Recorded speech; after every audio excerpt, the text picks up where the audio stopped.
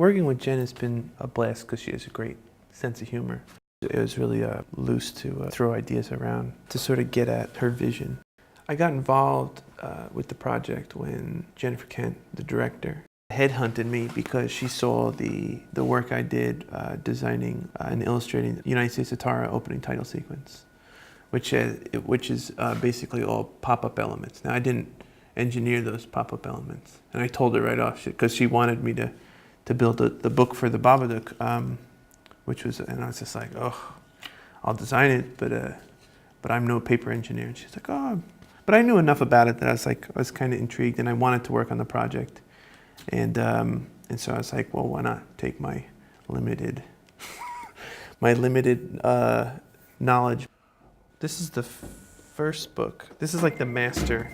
It's the Master Hero book, and this is the nicest one. This is the one that shows up first, and and I built it myself. And it's all made by hand, and I hand painted everything in here. And these are all working pop-ups. As you see, there's little gags. I got a little bit of foil in there so it holds its shape. Those poor kitties. This thing is so big. This is the first glimpse we get of the Babadook in the film.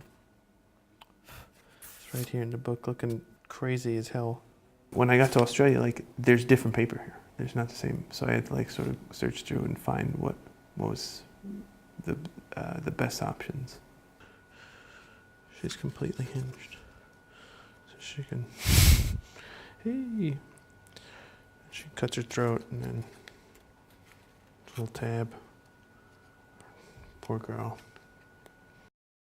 Through developing the book, we also designed the character and how he shows up in the live action part of the film, which I guess it's all live action, but there'll be an actor, but all the costumes of the Bob, they're based off of what we sort of came up with here.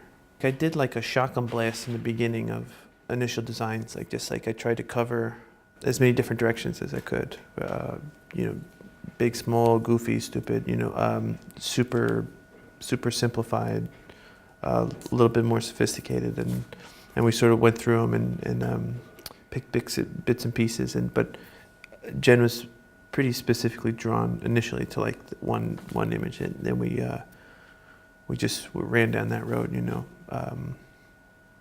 tweaking it, changing things, upturn, downturn, eyes, pupils, it's to find this guy, because he is a creep, and but because he's a monster, he's not entirely human, and but he has to have that sort of human quality where you can empathize, because empathy with your character, not only you connect with it, but you can be afraid of it then, because it can think,